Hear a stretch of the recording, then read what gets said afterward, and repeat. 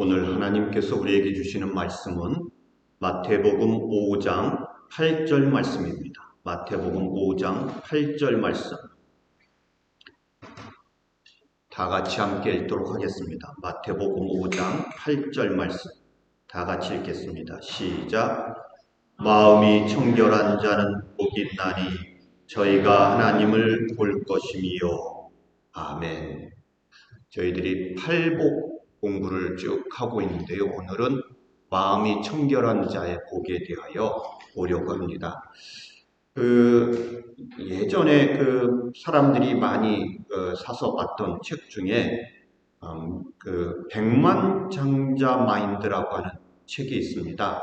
The Millionaire Mind 이런 책인데요. 이거는 토머스 스탠리라고 하는 분이, 이분은 이제 조지아 주립대학 교수를 했던 분인데, 이분이 한 5,000명 넘게 미국의 가장 부자들에게 설문지를 보냈다고 합니다. 그리고 돌려받은 설문지가 한 1,000장 정도 되었는데요. 그 응답받은 것을 가지고 분석, 연구하고 나서 그걸로 책을 쓴 것입니다. 이 책의 제목이 백만장자 마인드라고 했는데, 이 이유가 다 있습니다. 이 사람이 조사를 해보니까 백만장자, 아주 큰 부자가 됐던 사람들의 배경에는 무슨 명문대를 나왔거나 최우수 졸업생 이런 거는 없더라는 거죠. 그런 사람은 거의 없더라는 겁니다. 이 큰 부자 중에는 명문대 출신이 별로 없더라고 이렇게 이야기합니다. 또 이 사람들은 자수성가를 대부분 했는데, 심지어는 그 중에 61%는 집안에서 하나 도움을 받아본 적이 없는 그런 사람들이었더라고 이렇게 얘기합니다. 그러면 외모나 체격으로 부자가 되었는가? 그것도 그렇게 큰 상관은 없고요. IQ가 높은가? 그것도 로스쿨 들어가기 좀 어려운 정도의 IQ, 이런 조사가 되었다는 거죠. 학업 성적도 평균, 겨우 평균이 좀 넘어가거나 그 중에서 왔다 갔다 하는 정도의 공부를 잘하지 못했다는 뜻이죠. 그런데 이 사람들은 어떻게 이렇게 부자가, 백만장자가 될 수 있을까? 이 책의 저자는 그래서 백만장자의 마인드라고 하는 게 있다고 이렇게 얘기합니다. 그래서 부자가 될 수 있었다는 거죠. 백만장자의 마인드, 이 마음을 가지고 있는 사람은 어떠한 경제적인 기회가 왔을 때에 그것이 경제적인 기회구나. 그리고는 그 기회를 잡을 수 있더랍니다. 또 이 마음을 가지고 있는 사람들은 위험한 경제적 리스크가 왔을 때에 그 중에서 어떻게 하면 이것을 기회로 바꿀 수 있을까? 이런 것들을 빨리 캐치해서 도전해 가는 능력들이 있더라고 이렇게 얘기를 하고 있습니다. 이러한 마음을 뭐라고 표현했냐면 쉽게 흔들리지 않고 간사하지 않는 마음이라고 이렇게 표현합니다. 그러면 이 마음은 어떻게 하면 만들 수 있는가? 태어나면서부터 가지고 있는 것은 아닌가? 이 책에서는 이렇게 답을 합니다. 이러한 마음을 가지고 있는 사람들은 학력이나 지능에서 그런 마음을 갖게 된 것이 아니라 원만한 가정생활이라든지 신앙생활, 성실한 신앙생활, 그리고 스포츠맨십, 그러니까 골프나 테니스나 어떤 운동들 하나를 정해서 꾸준히 하는 사람들이었다고 그럽니다. 또 주변에 친구들이 여럿이 있고요. 또 휴식과 놀이에 시간과 돈을 잘 쓰는, 그래서 자기 관리를 잘 하는 그런 사람들이었다고 하는 것이죠. 이 부자가 되는 거는 지능에 따른 것이 아니랍니다. 마음에 따른 것이랍니다. 마음에 따라 가는 것이죠. 여러분, 이 성경에서 마음에 대한 이야기를 많이 하는데 오늘은 마음이 청결한 자의 복에 대한 말씀을 저희들이 보려고 합니다. 잠언 23장 7절에도 대저 그 마음의 생각이 어떠하면 그 위인도 그러한즉 이렇게 얘기합니다. 이 주변 얼굴이 뭐 잘생기고 학력이 좋고 뭐 외양이 이 괜찮아도 마음이 그 뭡니까 별로면 별로라는 거죠. 그 사람의 인격이. 이 마음이 중요하다고. 성형수술하거나 세상적인 것을 쫓아다니기 위해서 투자하지 말고 마음을 다스리는데 우리가 정성을 쏟아야지 된다고 얘기하는 거죠. 잠언 4장 23절에도 모든 지킬 만한 것 중에 더욱 내 마음을 지키라. 생명의 근원이 이에서 날미라. 이렇게 얘기를 합니다. 에스겔서는 여러분 잘 아시죠? 하나님께서 그 뼈다귀를 그 사람들의 뼈다귀를 생기를 불어넣으셔서 붕대를 만드시는 이야기가 나오는데 거기에 보면 이런 말씀이 있습니다. 또 새 영을 너희 속에 두고 새 마음을 너희에게 주되 너희 육신에서 굳은 마음을 제하고 부드러운 마음을 줄 것이며 이렇게 얘기합니다. 여러분, 하나님께서 새 마음을 주셔야지 됩니다. 새 영을 주셔야지 됩니다. 오늘 여기 우리가 지금 보는 마태복음 말씀은요, 팔복이라고 이렇게 얘기를 하는데요. 이 팔복이라고 하는 말을 영어로 번역을 하면요, be attitude 이런 말입니다. 붙여서 be attitude. 그러니까 무슨 말이냐면 attitude, 너의 태도가 너의 존재가 될 것이다. be가 될 것이다. 존재, be가 될 것이다. 그래서 이 두 be 동사, be 단어하고 attitude, 태도라는 말을 두 가지를 합친 것이 그 팔복입니다. 요 말은 웨인 코데이라고 하는 목사님이 쓴 책에서 나오는 것인데요. 너희 태도, attitude가 너희가 무엇이 될지, be가 될지 결정할 것이다. 그래서 팔복이 be attitude다. 이렇게 말을 하고 있는 것입니다. 성도가, 기독교인들이 어떤 마음의 자세로 살아갈지 그것이 팔복이라고 이렇게 말을 하고 있는 것입니다. 그런데요, 오늘 그 성경 본문은 여러분들 보십시오. 긍정적인 마음이나 적극적인 마음이나 뭐 호연직이나 이런 걸 가지라고 하지 않고요. 무슨 마음을 가지라 그래요? 청결한 마음을 가지라. 청결한 마음. 제가 이번에 이 말씀을 준비하면서 이 부분을 반복적으로 읽다가 이 부분이 참 신기하다. 예수님께서 우리들에게 너는 좀 적극적으로 살아야 돼. 너는 좀 오픈 마인드로 살아야 돼. 너는 좀 긍정적인 마인드로 살아야 돼. 이렇게 말씀하신 것이 아니라 너의 마음이 청결해야 된다. 이렇게 말씀하셨다고요. 제가 이번에 말씀을 준비하면서 참 새롭게 와닿았습니다. 청결한 마음. 이 청결한 마음을 가지고 있으면 그러면 어떻게 되어진다고요? 하나님을 보게 되어질 것이다. 저는 이 말씀을 보면서 청결한 마음을 가지고 있으면 하나님을 본다는 말은 우리의 마음이 청결하면, 우리의 마음이 안경과 같아가지고 깨끗하면 제가 죄송합니다. 저보다도 연세가 많으신 분들이 많은데 이 안경이 제 책상에 사무실에 가면 이거 말고도 2개가 더 있습니다. 하나는 돋보기가 있고 하나는 이 컴퓨터를 보는 안경이 있고요. 어느 날은요, 이 안경이 잘 안 보이는 거예요. 그래서 눈이 더 나빠졌나? 이 컴퓨터 안경을 끼고 보는데 더 잘 안 보여요. 그래서 이상하다. 왜 이렇게 안 보일까? 그러다가 보니까 안경에 불순물이 뭐가 막혀 있는 거예요. 안경을 잘 안 닦았구나. 그래서 제가 이제 그날 안경을 아주 정성 들여 닦았습니다. 갑자기 환하게 보이는 거예요. 환하게. 여러분, 이게 우리의 마음이 우리의 안경과 같아요. 거기에 불순물이 껴있으면 안 보인다고. 뭐가 안 보여요? 하나님이 안 보여요. 하나님이 안 보여요. 이 말씀은 또 우리들에게 아주 충격적인데, 하나님은 우리의 마음의 상태가 깨끗하면, 그러니까 하나님은 언제든지 우리가 보고 말하고 응답할 수 있는 분이신데, 우리의 마음에 불순물이 껴있으면 보이지 않는다는 거예요. 사람들이 교회에 와서 기도하면서 찬양하면서 하나님을 보여달라고 그러지 않습니까? 성경의 말씀은 하나님께서는 내가 바로 여기 있어, 내가 바로 네 앞에 있어, 내가 네가 힘들 때 옆에 서 있었어, 손잡아주고 있었어. 그런데 우리는 하나님을 찾아요. 하나님이 안 보인다고 소리를 쳐요. 왜요? 우리 마음에 불순물이 잔뜩 껴있어 청결하지 않아서 보아야만 되는, 볼 수 있는 하나님을 못 보고 있는 거죠. 그래서 시편에서는, 구약 시편에서는 뭐라 그래요?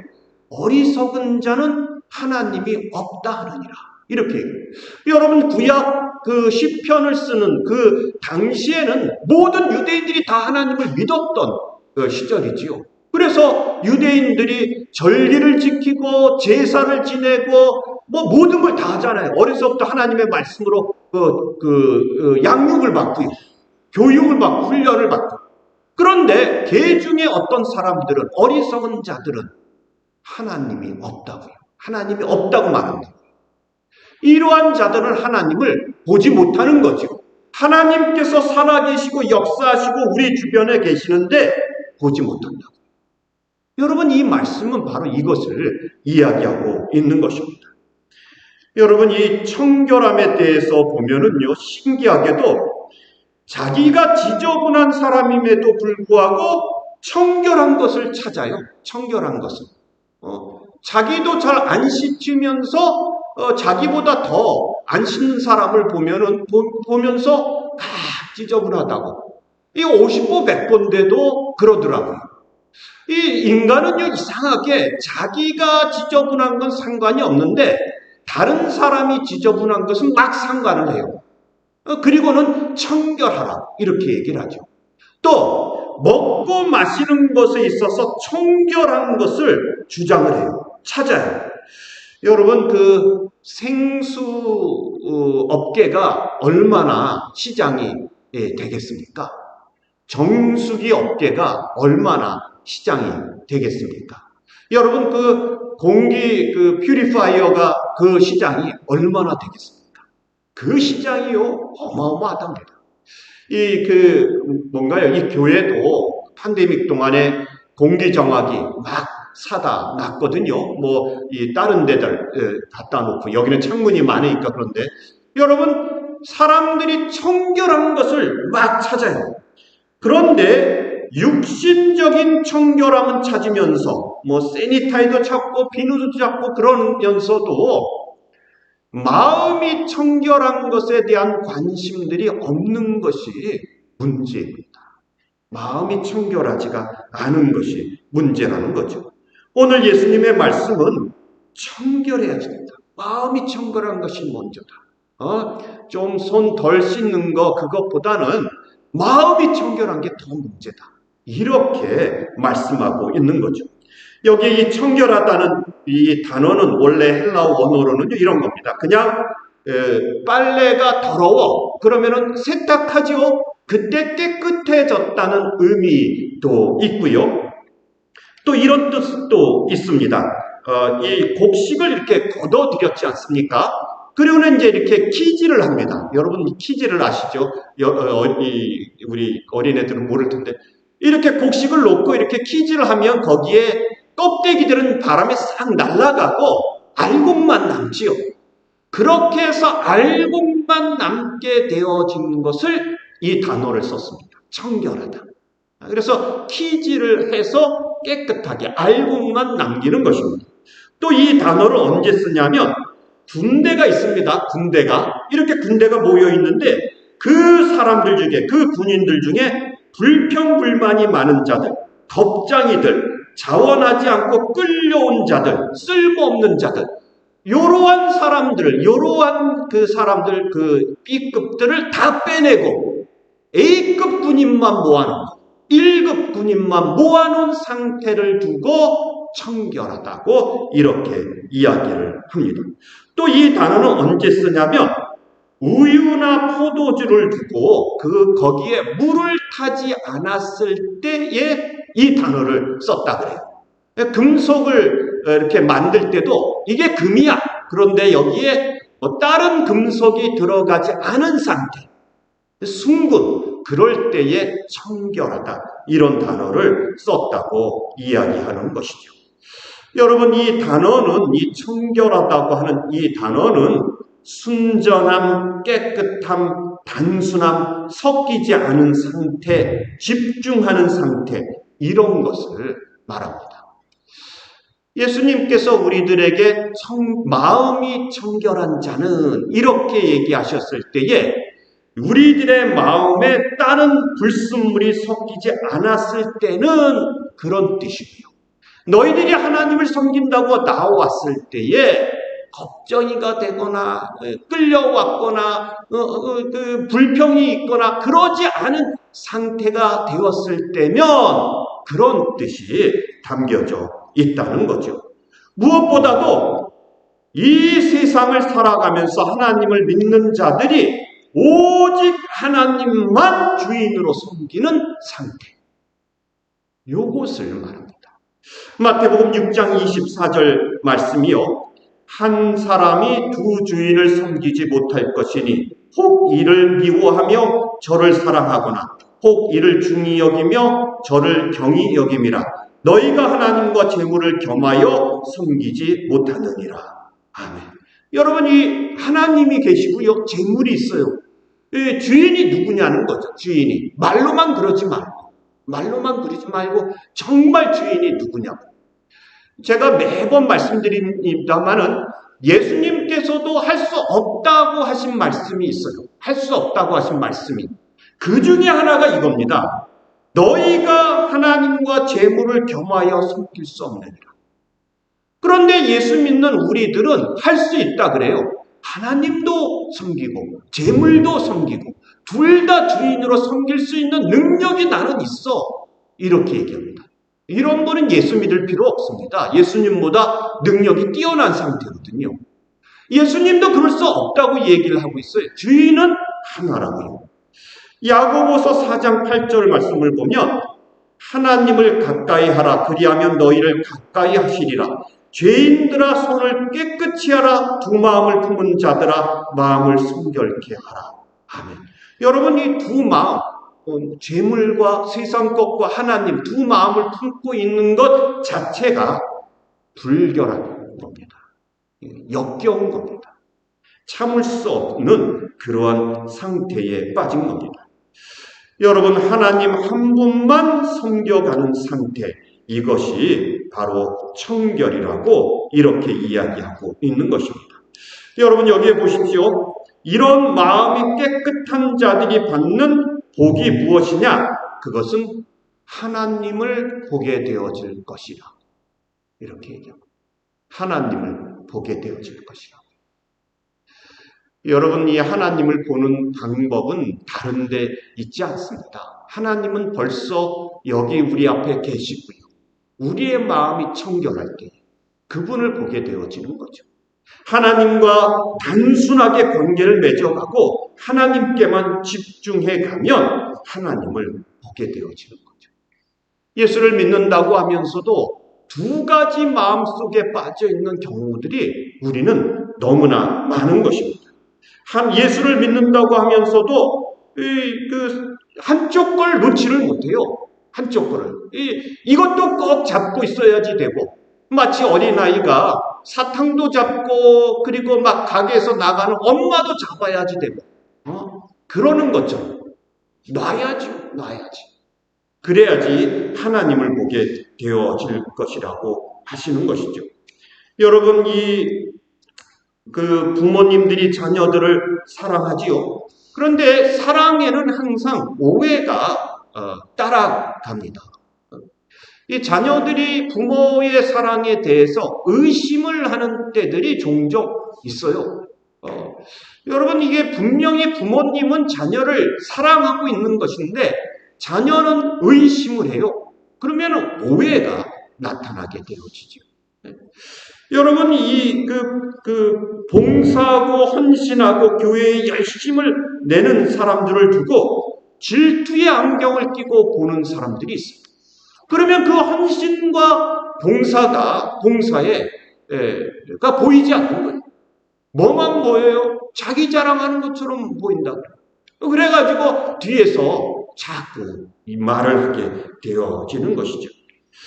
여러분, 우리가 마음이 어떤 상태냐에 따라서 볼 수 있는 것이 있고 보지 못하는 것이 있어요. 여러분, 우리의 마음의 준비가 어떤 상태인가에 따라서 볼 수 있는 것이 있고요, 보지 못하는 것들이 있다는 거죠. 여러분, 이번에 제가 기도원 수련원에 가서 산에 보니까 하늘에 별이 많아요. 저는 별이 반짝거리면 별인가 보다. 그러고 구름이 껴서 안 보이면 안 보이나 보다. 그러지요. 그러나 천문학자들이 하늘의 별을 보면은요, 저거는 무슨 별자리고, 저거는 북두칠성이고, 저거는 카시오페아고, 또 저기에는 무슨 스토리가 있고, 저거는 어떻고, 여러분, 거기에 대해서 많은 것들이 보인단 말입니다. 많은 것들이 보여요. 여기에 미술관이 있지 않습니까? 저도 공부를 하고 가긴 가지만, 렘브란트가 어떻고, 누가 어떻고 공부를 하고 가긴 가지만, 그래도 미술에 이게 눈이 잘 멀어서 안 보이는 것이 많아요. 그냥 잘 그렸네. 이러고 집에 오는 경우가 대부분입니다. 잘 그렸네. 그래도 이제 또 갔다 와서, 그 화가가 그 그림이 그린 의미가 뭐고, 이런 것들을 좀 찾아보죠. 그리고는 공부를 하고 가면은 또 새롭게 보이죠. 여러분, 그것도 아는 것만큼 보이고요, 마음이 상태에 따라서 보이는 것입니다. 저희들이 이렇게 산자락을 걷다 보면 풀들이 많이 있지 않습니까? 풀이 있고, 야생화가 있고, 저는 꽃이구나, 풀이구나, 그러면서 지나가지요. 그러나 학자들이 보면은 이거는 무슨 풀이고, 이거는 무슨 꽃이고, 아는 것만큼, 마음이 열려있는 것만큼 보이게 되어져 있다는 것이죠. 마음이 더러움에 가득 찬 사람들은요, 아무리 거룩한 것을 보아도 더럽고 추잡한 것으로 봅니다. 그리고 더럽고 추잡한 것으로 해석을 해요. 해석을. 거기에 아름다운 것이 있고 아름다운 동기가 있는 것을 생각하지 않아요. 그저 자기 안경에 불순물이 잔뜩 껴가지고 잘 안 보이고 더럽게 보이는 것으로, 그렇게 보인다고 소리를 질러대는 것이죠. 여러분, 무엇을 보느냐도 중요하지만 내 마음이 청결한가? 이게 중요합니다. 내 마음이 청결하면 하나님이 보이게 되어진다는 것이죠. 달에 가서 이렇게 시간을 보내고 그리고 돌아온 미국의 어윈 대령이 있습니다. 이 사람은 신앙이 아주 좋은 사람이었어요. 이 사람이 이제 헝가리에 가서 거기에 대학생들에게 달나라 탐험 경험에 대한 이야기를 쭉 했습니다. 그러자 이제 헝가리 학생이 손을 들어서 질문을 했습니다. 이렇게 질문을 해요. 소련의 우주인들은 달나라에 갔다 와서 하는 말이 아무리 살펴보아도 하나님은 안 보인다고 하는데 당신은 어째서 우주에 나가서 하나님을 보았다고 그렇게 말하고 하나님의 영광을 찬양했느냐고 이렇게 질문을 했습니다. 여러분, 맞지요? 이 역사적으로 이 사람은, 이 어윈 대령은 하나님을 보았다고 얘기하고 하나님을 찬양했단 말입니다. 달나라 갔다 와서. 그래서 소련 우주인들은 뭐라 그랬어요? 갔다 와서 아무리 찾아봐도 하나님은 없더라. 이랬거든요. 이 질문을 받은 겁니다. 그랬더니 이 어윈 대령이 뭐라고 대답을 했는가 하니 마음이 청결한 자는 하나님을 볼 것이며 이렇게 대답을 했습니다. 마음이 청결한 자는 하나님을 볼 것이며 마음이 청결하면 어디에 있든지 간에 하나님을 볼 수 있게 되어진다고 이렇게 이야기하고 있는 것이죠. 여러분, 우리가 하나님은 우리 주변에 우리 옆에 계십니다. 마음이 청결하면 볼 수 있어요. 그러면 어떻게 마음을 청결하게 할 수 있을까요? 여러분들이 무엇을 하든지 우리의 동기가 무엇인가 한번 살펴보아야지 됩니다. 그럴 때 마음이 청결해집니다. 사실 이 순수한 동기와 하나님을 사랑하는 마음에서 헌신하고 봉사하고 사역을 한다고 얘기하는 것은요, 참 어려운 이야기입니다.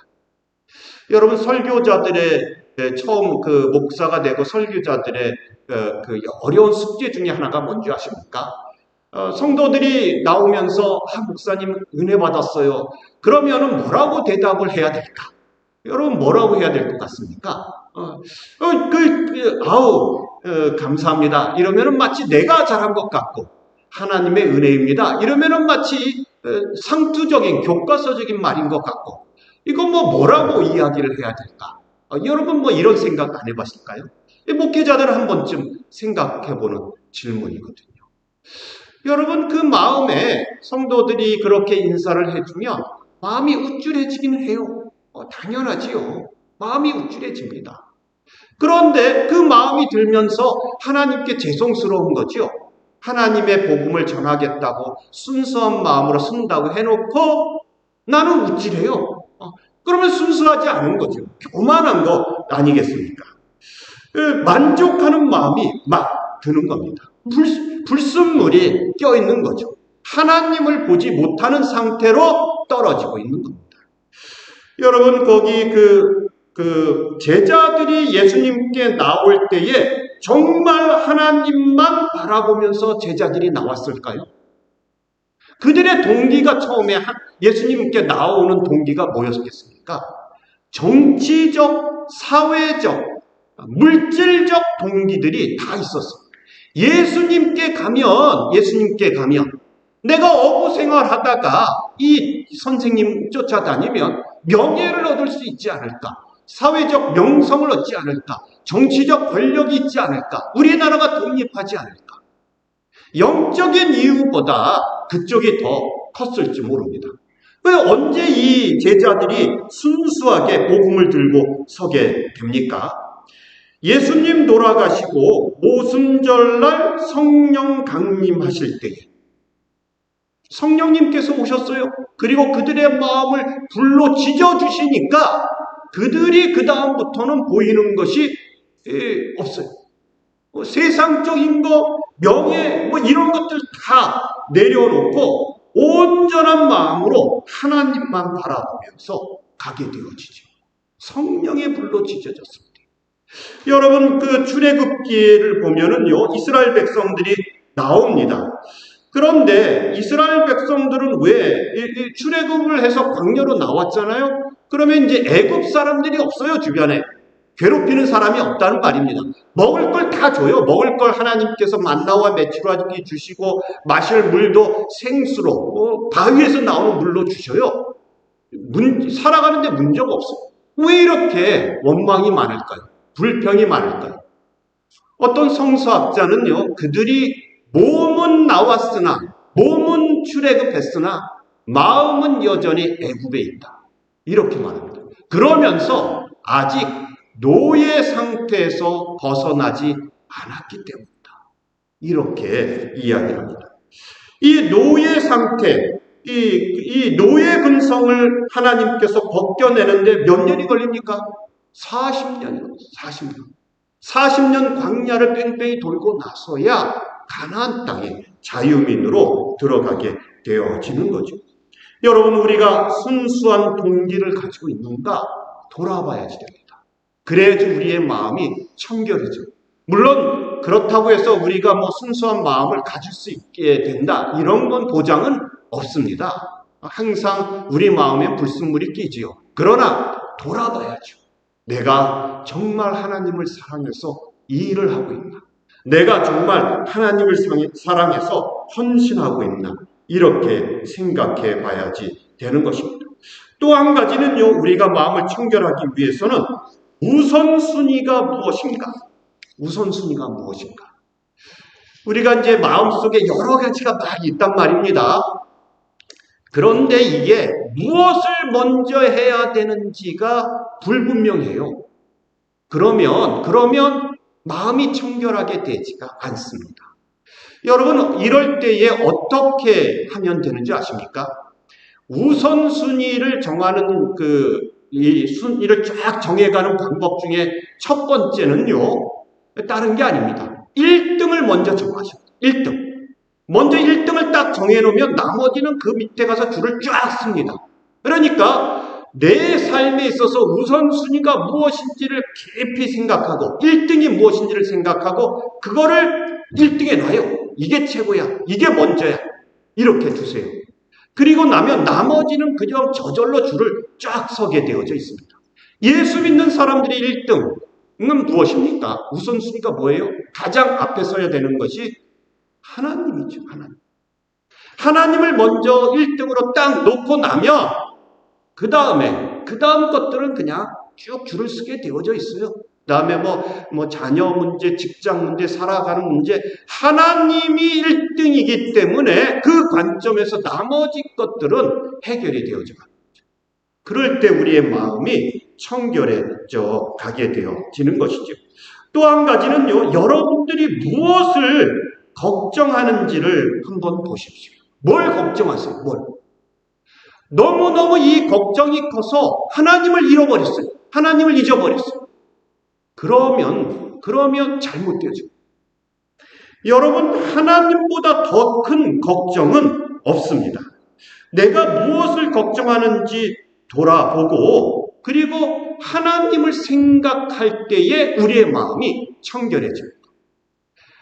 여러분, 어떨 때 아이들이 어떤 가정의 일을 놓고 걱정을 해요. 자녀들이 걱정. 그러면 아버지인 제 입장에서는 얘가 왜 걱정을 하지? 내가 걱정할 문제인데 어머니가 걱정해야지 얘네들이 왜 걱정을 할까? 이런 생각이 먼저 듭니다. 그래서 문제는 아직 해결이 되어지지 않았고 아직 해결해야 될 문제들은 있지만 뭐라고 얘기를 해요? 자녀들에게. 너는 걱정하지 마라. 너는 걱정하지 마라. 이렇게 얘기를 하죠. 엄마가 아빠가 해결할 거야. 너는 걱정하지 마라. 여러분, 우리가 신앙생활할 때에 걱정이 너무 많아요. 마음이 청결한 자는 하나님을 볼 것이고요. 하나님을 보는 자들은 하나님께서 걱정하실 것이고 나는 그의 자녀니 하나님의 자녀니까 하나님께서 주신 것들 안에서 즐기면 되죠. 여러분, 이 말씀이 바로 그런 말씀입니다. 우리가 하나님의 자녀이고 하나님께서 내 걱정을 알고 계시고 내 걱정을 해결해 가실 것임을 믿는 거죠. 여러분, 이렇게 하고 하나님께 맡겨드린 상태, 그게 청결한 상태가 되어지는 것입니다. 여러분, 오늘 이 말씀을 한번 묵상하시기 바랍니다. 한 주간 외워보십시오. 짧으니까. 마음이 청결한 자는 하나님을 볼 것입니다. 여러분, 이번 주간에는 하나님을 꼭 보는 놀라운 은혜가 여러분들에게 있기를 바랍니다. 다 같이 기도드리겠습니다.